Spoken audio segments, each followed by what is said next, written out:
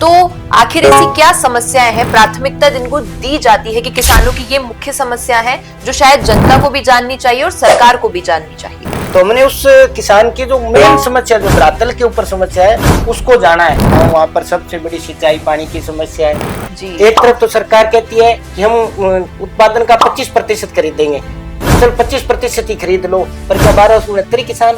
और सर हमने इस दरमियान ये भी सुना है कि आपको फसल बीमा का मास्टर ट्रेनर बनाया गया था, तो आपको ही क्यों चुना उस चीज के लिए? परंतु एक ऐसा गिरोह सक्रिय है, किसान के नाम पे गिरोह बना करके कंपनियों से साठ-गांठ करके क्लेम उठा लेते हैं। तो आखिर क्या आप समझते हैं कि इसके पीछे क्या रीजन है कि उन तक वो पैसा नहीं पहुंच पा रहा है? इस तरह का एक भ्रष्टाचारी का एक बीमा क्लेम के नाम पे गड्ढा बना रखा है। मैं भी उसमें अभी मास्टर ट्रेनर मेरे को काम मिला है। इन सबसे पता चल रहा है कि शायद आपने सरकार से और प्रशासन से बहुत लड़ाइयां लड़ी हैं केवल किसानों के लिए। तो वोट तो लेना है गांव से, गरीब से, वार्ड से, किसान से, और नीतियां और जो पॉलिसियां बनानी है और कॉर्पोरेट घरानों की बनानी है। राजस्थान में किसानों की संख्या बहुत ज्यादा है और जब उनकी किसी समस्या पे लड़ाई लड़ने की बात आती है तो कुछ ही चेहरे हैं नेताओं के जो सामने आते हैं, लेकिन फ्रंट फुट पे रहने वाले नेताओं के पीछे भी कुछ ऐसे चेहरे होते हैं जो जाने कितने समय से संघर्ष कर रहे हैं उन किसानों के लिए, उनकी परेशानियों के लिए, और उनकी काबिलियत को देखते हुए कोई भी पार्टी अगर उन्हें कोई पद दे रही है तो उसमें बहुत सोच विचार करने वाली बात होती है। आज हमारे साथ ऐसे ही एक शख्स है जिनका नाम राकेश थोलिया है। ये रायसिंह नगर के ब्लॉक अध्यक्ष हैं, मार्केटिंग के भी अध्यक्ष हैं।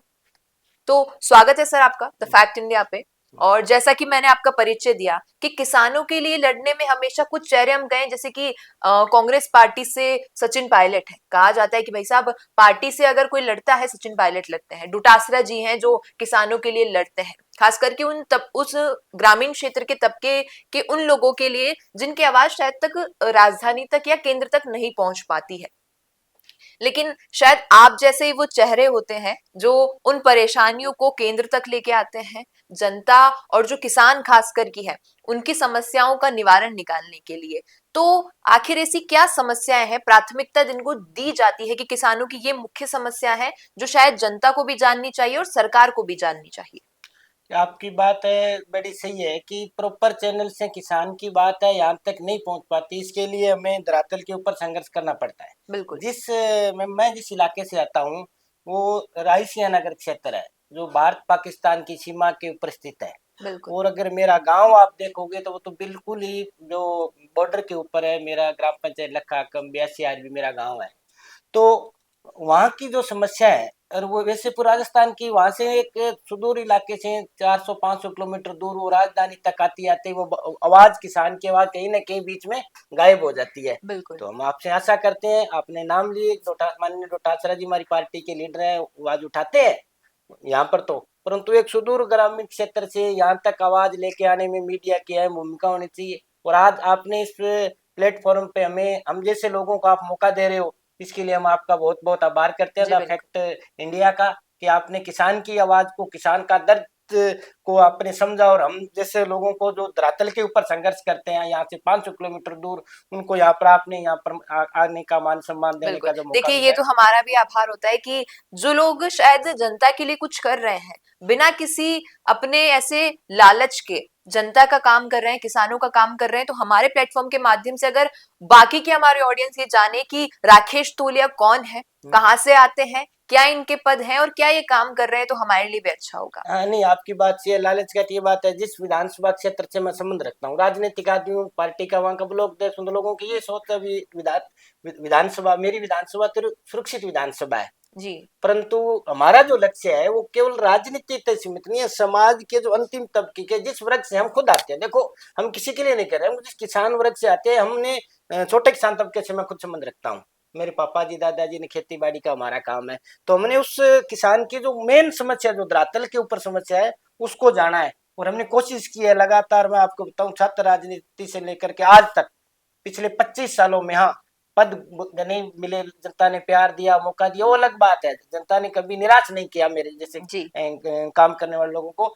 परंतु आज भी जो आप समस्या की बात कर रहे हो, तो हमारा जो इलाका है, जो गंगानगर क्षेत्र का, जिस इलाके से मैं संबंध रखता हूँ, वहां पर सबसे बड़ी सिंचाई पानी की समस्या है। जी वहां पर रोजाना, जब से हर बार लड़के ही पानी, सिंचाई का पानी लेने के लिए संघर्ष करना पड़ता है। हमारे वहाँ के ऊपर बीमे की जो है क्लेम की समस्या है, कुछ वहाँ पर इस तरह के गिरोह सिक्के हो रखे हैं, तो किसान को जो उसका बीमे का लाभ है वो भी किसान को वहाँ पर नहीं नहीं मिल पाता है। जी और इसके साथ साथ है वो खाद की समस्या है, प्रॉपर समय पर खाद नहीं मिल पाती, किसान को अच्छी गुणवत्ता का बीज नहीं मिल पाता। और मुख्य जो समस्या जो मैंने महसूस की है, क्योंकि मैं वहाँ क्रय विक्रय सहकारी समिति मार्केटिंग का मैं वहाँ पर चेयरमैन हूँ, जी तो वहाँ पर हमारी एमएसपी पे खरीद होती है, जी मतलब जो समर्थन मूल्य की खरीद होती है वो राजफेड नेफेड हमारे माध्यम से खरीद करता है। जी परंतु मैंने महसूस किया है कि बहुत ही कम वहाँ पर जो किसानों की है ना, जैसे अभी मूंग की जो खरीद हो रही है, तो बिल्कुल। उसमें केवल मेरी जो गांव में पूरे राशन ब्लॉक का मैं चेयरमैन हूँ, 1279 टोकन हुए। क्या मेरे इलाके में 1269 किसान है? जी एक तरफ तो सरकार कहती है कि हम उत्पादन का 25% खरीदेंगे, तो चल 25% ही खरीद लो, पर क्या 1269 किसान?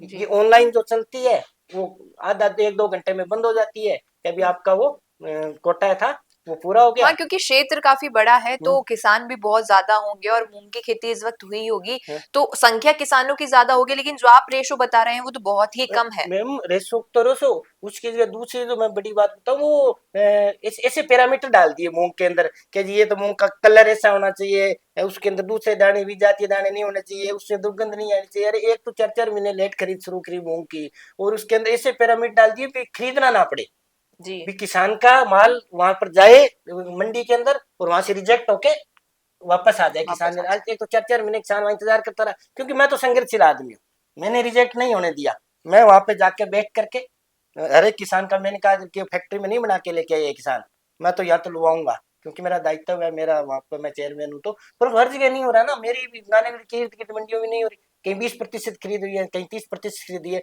मेरे तो 1269 मैंने बताए, उन्हें से 95% की हमने खरीद कर ली, पर सारी जगह नहीं हो रही ना। जी परंतु वो भी मेरे लिए बहुत कम है, वो मैं कह रहा हूँ ना, भी क्या 1200 किसान है क्या रायसीनगर के अंदर? कम से कम हर एक किसान का 25% खरीदने का कह रहे हो, तो कम से कम 5-7 हजार टोकन के लिए था, मानो जिसके 100 क्विंटल उत्पादन था 25 तो बेचता, बहुत सारे गांव के गांव ही रह गए जी जिनका ऑनलाइन हुआ ही नहीं, पोर्टल ही बंद हो गया। जी और शायद यही तमाम परेशानियां हैं जिनके कारण किसानों का नुकसान हो जाता है, क्योंकि आपने कहा कि 25% अगर सरकार खरीद भी लेती तो शायद इतना नुकसान नहीं होता, और 100 कुंटल अगर उन्होंने उगाया है तो बहुत मेहनत लगी है, पैसा लगा है सिंचाई में, कई आजकल तो हम कहते हैं कि औषधियां भी आती है, मशीनें खरीदी जाती है लाखों रुपए की, तो ये सारी चीजों पे सरकार को शायद थोड़ा गौर करना चाहिए। और सर हमने इस दरमियान ही ये भी सुना है कि आपको फसल बीमा का मास्टर ट्रेनर बनाया गया था, तो आपको ही क्यों चुना उस चीज के लिए? हाँ, ये बात आपकी है, अभी मेरे को पिछले दिनों ही मास्टर ट्रेनर बनाया है। जो हम चेयरमैन लोग हैं पूरे राजस्थान के, उनमें से जो योग्यता के निर्धारण करके, जिसमें जैसे क्वालिफाई, जैसे मैं एलएलबी हूँ, और मेरे जैसे आप कोऑपरेटिव में कितने सालों से सक्रिय है, तो मैं पहले बैंक का, कोऑपरेटिव बैंक का, राजस्थान विकास बैंक का चेयरमैन रहा, जी और लगातार इन पदों पे रहा, और क्वालिफिकेशन के आधार पे 2 लोगों का चयन राजस्थान से हुआ, उसके अंदर एक मेरा है और एक मेरे और साथी है जालोर से। तो उसके बाद में हमने गुरुग्राम में हमने 2 दिवसीय हमने ट्रेनिंग ली, और अभी हमारा जो अभी है वो आगे ट्रेनिंग देने का है, भी अलग अलग जिलों में, गंगानगर, जयपुर, जालोर, सब जगह से किसानों को, क्योंकि ये असल में योजनाएं तो बन जाती है सरकार की, बिल्कुल परंतु जो अंतिम पंक्ति पे बैठा हुआ ना, अंतिम पायदान पे बैठा हुआ जो किसान है, उस तक वो नहीं पहुंचती। इसलिए बिल्कुल मेरा ये कोशिश रहेगी कि मेरे मास्टर ट्रेनर के नाते भी इसका लाभ अंतिम पायदान पे बैठे हुए किसान को मिले। हाँ, बीमा के अंदर आप अगर इसको कभी इस पे गहरी स्टडी करना, एक इस तरह का एक गिरोह सक्रिय है राजस्थान के अंदर। एक कृषि मंत्री जी करोड़ी लाल जी ने एक बार उठाया था, हमारे नगी गांव में गए थे, उन्होंने कुछ डॉक्यूमेंट दिए, परंतु उसका अभी तक तो कोई रिजल्ट आया नहीं। परंतु एक ऐसा गिरोह सक्रिय है, भी किसान के नाम पे गिरोह बना करके कंपनियों से साठ गांठ कर करके वो क्लेम उठा लेते हैं, और भारी प्रीमियम भारत सरकार और राजस्थान सरकार उन कंपनियों को चुका रही है, उसके बदले किसान को क्लेम नहीं मिल रहा। अगर मैं आपसे तो गुजारिश करूंगा, अगर कभी आपको हमें दोबारा मौका मिला कि बैठने का, तो ये फसल बीमा एक ऐसा जो चैप्टर है जिसके ऊपर सारी बातें, सारे तथ्य मैं कभी मौका मिलेगा तो मैं बताऊंगा। बिल्कुल। और सिर्फ फसल बीमा तो आप कह रहे हैं, बहुत ही मैं आपको समझ भी पा रही हूँ, और जितना राजस्थान से और राजस्थान की राजनीति से परिचित हूँ, तो फसल बीमा को लेके किसानों को बहुत समस्याएं भी नजर आती हैं। हाल ही में आपने देखा गुड़ामलानी में कांग्रेस की पूरी पार्टी गई, बड़े बड़े नेता गए वहां पर, और जो वहां के किसान है उनकी परेशानियों में एक परेशानी ये भी थी कि जो फसल बीमा है या फिर कोई सा भी ऐसा बीमा, जैसा आपने कहा कि योजनाएं बना दी जाती है, लेकिन किसान उनसे परिचित नहीं है कि वो पैसा उस तक आएगा कैसे। और हाल ही में जो ये बड़ी परेशानी गुड़ामलानी में देखी गई, हजारों की तादाद में किसान वहां मौजूद रहा,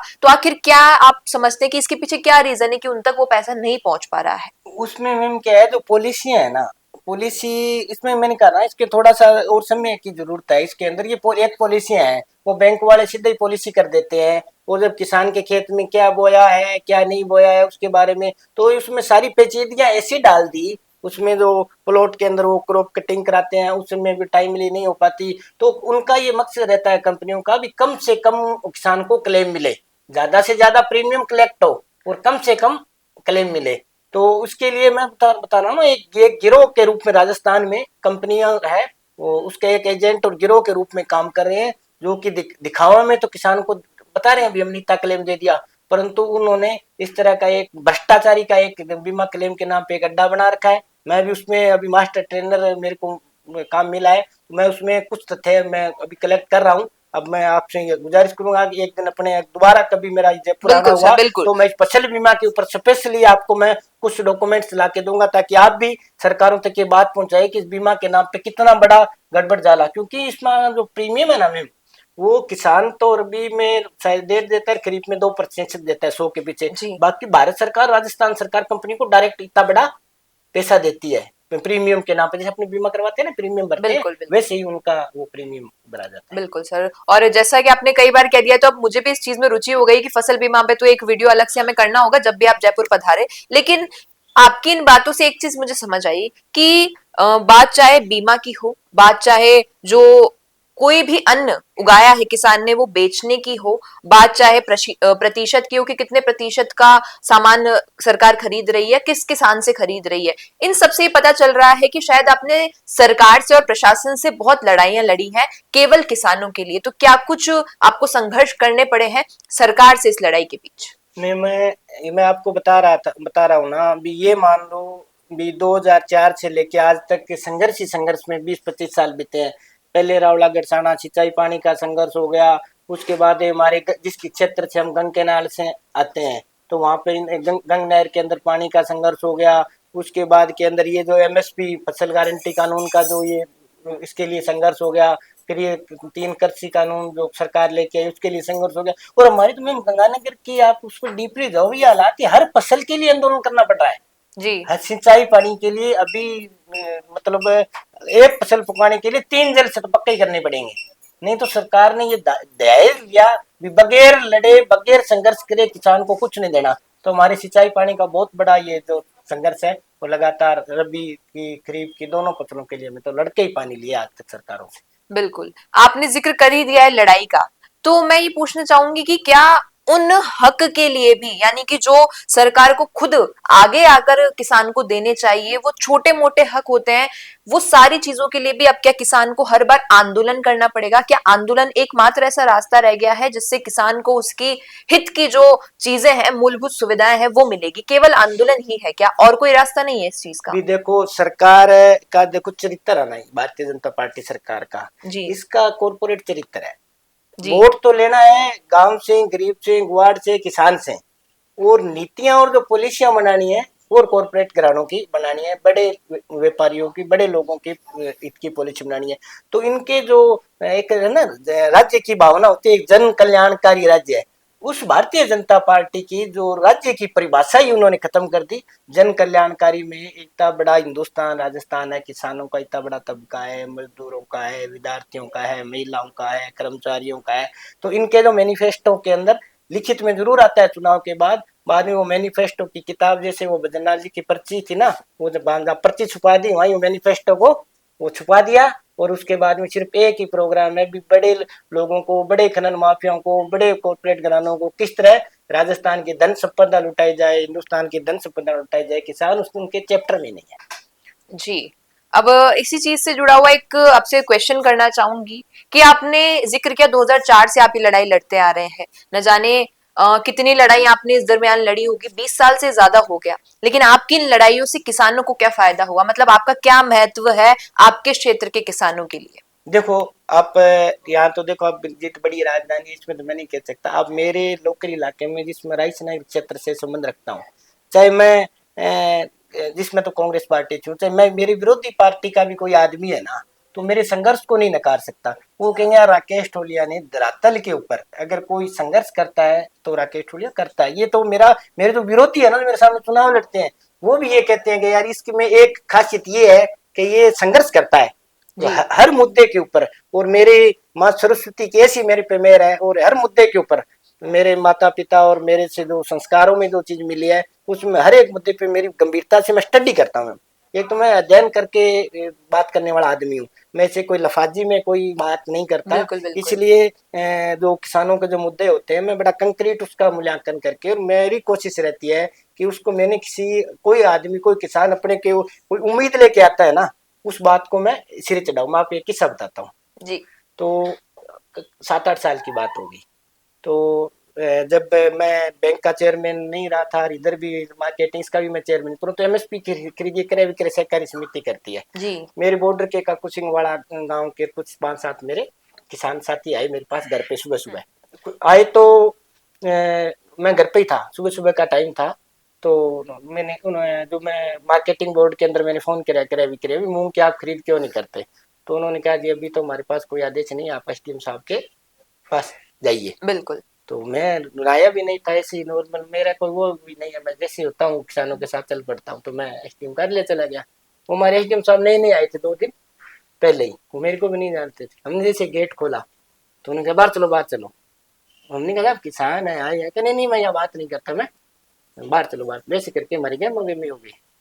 अब उसमें भी आप 42 साल के 34-35 साल के नौजवान थे, तो वो आपको पता है वो हो गया थपम थपी। यानी कि किसानों की हित की लड़ाई लड़ने गए थे और वाकई जो मुंह बोली लड़ाई नहीं थी इस बार जड़ दिया थप्पड़ थपम शायद। थपी हो गया मामला। तो वो मामला इतना वो हो गया भी मैंने कहा भी मैं किसानों के लिए लेके आया हूँ, और आप बाहर जाने का कैसे जी बिल्कुल। लोकतंत्र है। देखिए वसुंधरा राजे की, एसडीएम, हाँ नहीं नहीं मैं वसुंधरा राजे की सरकार थी, उन्होंने एक कानून बना रखा। तो राजस्थान पत्रिका ने उसको उठाया था भी आर्य सर ये हो ना इनके ऊपर मुकदमा नहीं कर सकती सरकार के बगैर परमिशन परमिशन लिए। के जी। परंतु हमने उस लड़ाई को मजबूती ने मैंने मैंने बांध लिया। वो मामला थोड़ा ज्यादा हो गया एडीएम साहब के साथ, वो थप्पन थप्पी होने के बाद मैंने कलेक्टर साहब को और जिला पुलिस अधीक्षक को दोनों को मैंने बता दिया मुझे साहब ऐसी बात थी।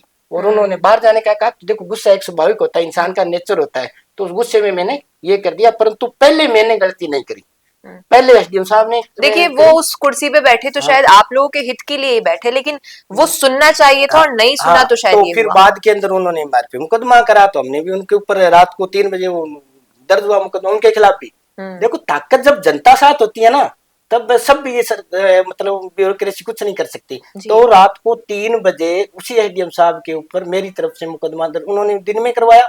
हमने कहा भी अगले दिन हम सारा ताम झाम ठप कर देंगे। तो रात को 3 बजे वहां के गायसी नगर के थाने के अंदर ही उन्हीं के ऊपर मुकदमा दर्ज करना पड़ा। फिर देखो फिर उन्होंने अपनी तरफ से तहसीलदार जी पटवारी रिंग सबको हड़ताल पे बिठा दिया, राकेश ठुलिया को गिरफ्तार करो, इधर हमारी जनता आगे भी एसडीएम पे कार्रवाई करो। फिर लास्ट के अंदर उनको भी महसूस हुआ, उन्होंने रियलाइज का भी मैं तो जानता नहीं था। मैंने कहा जानना राकेश ठुलिया का जानने की बात नहीं है, आपने किसान का अपमान किया था। आपने कहा बाहर चलो हम किसान थे। तो वो करके ऐसे कई हो जाती है कई बार। देखो मुकदमे भी अब मैं 15-16 तन अभी याद भी नहीं है कितने मुकदमे, परंतु एक भी मुकदमा कोई जैसे स्टूडेंट लाइफ में होते हैं ना भी कोई बच्चों की हरकत करने वाला कि कोई चोरी का जारी का, वो नहीं। सड़क जाम का, किसान आंदोलन का, विद्यार्थी आंदोलन का। और मैं तो मुकदमों को मैं तो मेरा कहना समझता हूँ कि जनता के लिए लड़ते हुए। मतलब वही मेरा अगला प्रश्न था आपसे कि इतने सालों में आपने क्या उपलब्धियां हासिल की, तो शायद पहले आपने उत्तर दे दिया उस चीज का, कितने मुकदमे दर्ज करवाए, यही आपकी शायद उपलब्धियां हैं। तो इनमें से अच्छी उपलब्धियां क्या है? मैं डबल देखो मुकदमे तो जनता के लड़ते, पर जनता ने मेरे को प्यार बहुत दिया। मैं मैंने, मेरे को जनता ने, देखो सीट है विधानसभा की तो रिजर्व सीट है, उसके अलावा मैं जिस बैंक का मेरे को चेयरमैन बनाया, मेरे को गांव में मेरी धर्मपत्नी को सरपंच बनाया, फिर धर्मपत्नी को होलसेल भंडार का चेयरमैन बनाया, मेरे को भी बनाया, करे विक्रय का, लोग देख सकते, मतलब जनता ने प्यार देने में कोई कमी नहीं रखी। तो शायद यही मेरा आखिरी प्रश्न था इनसे कि उपलब्धियां क्या हासिल की आपने इतने सालों में, और आपने उसका बखूबी जवाब दे दिया कि इतने सारे पदों पर आपको रखा गया, आपकी पत्नी को सरपंच बनाया गया, पार्षद बनाया गया, तो जनता का प्यार आपको मिलता रहा, और शायद इससे बड़ी उपलब्धि कुछ नहीं हो सकती जब आपने संघर्ष किया हो और जनता के लिए संघर्ष किया और जनता ने उसके जवाब में यानी रिटर्न गिफ्ट में आपको इतनी रिस्पेक्ट दे दी, इतनी तवज्जो दे दी कि शायद उससे एक संतुष्टि हो जाती कि भाई सब जो मैं कर रहा हूं। मैं आप एक 500 किलोमीटर दूर का एक गरीब परिवार का बच्चा अगर यहाँ पर स्टूडियो में बैठ के बात कर रहा हूँ ना, तो उसके पीछे वो मेरी वहाँ की जो ताकत है वो मेरी जनता की ताकत है, जिसमें आपकी हम लोग नजरों में आए। अगर वो ताकत नहीं होती, वो नहीं तो यहाँ पर इतने बड़े कौन, इतने बड़े शहर में कौन नजरों में आता है, एक वहाँ 500 किलोमीटर दूर बैठा हुआ एक। जी सर, बिल्कुल। ये तो वो होता है ना कि सर जो इंसान काबिल है किसी चीज के, उसको शायद उजागर करना गलत नहीं होता है, और उन्हीं में से सर है हमारे साथ। और जैसे कि राकेश थोलिया जी ने बताया कि ये सारा इनका संघर्ष रहा, इतनी उपलब्धियां हासिल की, उपलब्धियों में शायद मुकदमे भी रहे, लेकिन उससे बड़ी चीज ये रही कि जनता ने इन्हें भरोसा दिखाया, जनता ने प्यार दिखाया। अब पूछती हूँ आपसे कि आपके क्षेत्र में भी क्या ऐसी तमाम परेशानियां हैं, और जो राकेश थोलिया जी ने अपने क्षेत्र में किया है इसको आप किस तरीके से सहारते हैं, बता दीजिएगा कमेंट में। धन्यवाद, बने रहिए द फैक्ट इंडिया के साथ। रुकिए और जरा ध्यान से सुनिए, क्या आप हमारे इन खबरों से अपने व्यापार को भी बढ़ाना चाहते हैं?